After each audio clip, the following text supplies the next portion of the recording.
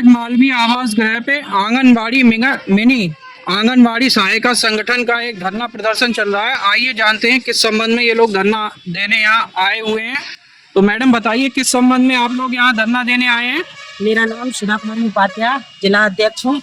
और हम लोगों के लिए छोटे बच्चों की छुट्टियों के लिए अवकाश प्रदान करने के लिए डीएम साहब को ज्ञापन देने आए हैं और उनसे हमारा अनुरोध प्रार्थना है कि वो हमारे बच्चों की छुट्टियां करें, जो कि junior, inter college, high school, 8वें, 5वां सबकी छुट्टियां हो जाती हैं। पर हमारे बच्चे, जबकि नौनिहाल बच्चे हैं छोटे छोटे, जिन पर गर्मी बिल्कुल भी सहन नहीं होगी, डायरिया भी हो जाए, कुछ भी हो जाए, लेकिन हमारे बच्चों की तरफ, हमारी तरफ सरकार कुछ भी नहीं देख रही, क्योंकि हमारे लिए छुट्टी चाहिए। तो किसके लिए आप लोग ज्ञापन देने जा रहे हैं। डीएम साहब के लिए। एक और महिला हमारे साथ हैं, आइए उनसे जानते हैं किस संबंध में ये यहाँ इकट्ठे हैं। बताइए किस संबंध में आप लोग किसको ज्ञापन देने जा रही हैं।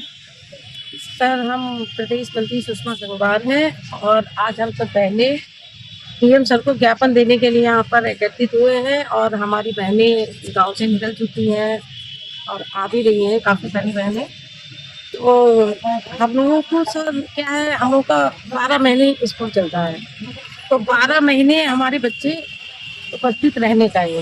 लेकिन सर देखिए कितनी गर्मी होती है और बड़े बड़े बच्चों को छुट्टियां मिल जाती है, लेकिन छोटे बच्चे जिनके लिए सबसे ज़्यादा खतरा है, इस समय संचारी रोग भी सब फैले हुए हैं और कोविड का तो आपने शायद सुना ही होगा।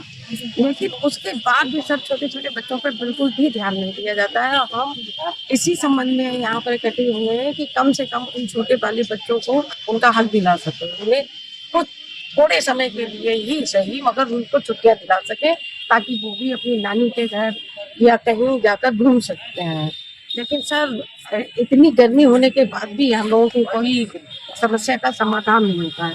हम लोग इतने कम वेतन पे काम कर रहे हैं, शायद आपको पता होगा कि हम लोग 4,500 रुपये पर काम कर रहे हैं। बाकी 1,500 रुपये जो है हम लोगों के प्रोत्साहन राशि है सर। लेकिन सरकार हम लोगों पर ध्यान नहीं देती है, क्योंकि 50 वर्ष पूरे हो जाने के बाद भी आज आंगनबाड़ियों की स्थिति बहुत ही दयनीय है सर। उनके घर पे चूल्हा चौका भी कैसे जल रहा होगा, कभी सरकार उनके घरों पर झांक कर देखे सरकारी कर्मचारी, तो उनकी समस्याओं का उन्हें पता चलेगा कि बहनें कितनी समस्याओं से जूझ रही हैं। लेकिन हम लोगों की तरफ कोई भी ध्यान नहीं देता है सर, और ज़्यादा से ज़्यादा काम थोपने की कोशिश की जाती है। अभी एक नया काम और आ गया है क्योंकि हम बहनों को करना है, अभी उसके बारे में विशेष जानकारी नहीं है मुझे, नहीं तो मैं आपको अभी देती फोन पर। लेकिन हमारा काम भी कम किया जाए और हम नहीं चाहते कि आप हमें 50 विभागों का काम कराओ। आप हमें छोटे वाले बच्चों को पढ़ाने के लिए छोड़ दीजिए सर, क्योंकि छोटे वाले हम ईमानदारी से काम करेंगे। अगर हम उनको पढ़ाएंगे तो हम ईमानदारी से पढ़ाएंगे, क्योंकि प्राइमरी स्कूल के टीचर कहते हैं कि बच्चों को कुछ आता नहीं, कैसे आएगा जब हम डीएलओ कर रहे हैं, हम टीकाकरण करवा रहे हैं, हम अगर कोई बच्चा है उसको अस्पताल लेकर जा रहे हैं, तो सब पढ़ाई तो डिस्टर्ब होगी। और सर्वे भी हम ही लोग करते हैं, सब सारे काम जब हम लोग करेंगे तो जाहिर सी बात है बच्चे प्रभावित होंगे। सारा काम ऑनलाइन कर दिया है, मोबाइल दिए नहीं है। प्राइवेट स्कूल भी सर 10,000 से कम नहीं देते हैं, नहीं मोबाइल दिया है, नहीं मतलब रिचार्ज देते हैं। लेकिन हम चाहते हैं कि आप हमें अभी की स्थिति ऐसी बड़ी नहीं है। परमानेंट कीजिए, क्योंकि 2-3 वर्ष भी अगर कोई परियोजना पे काम करता है तो सब परमानेंट के लिए अपना हक मांगने लगता है।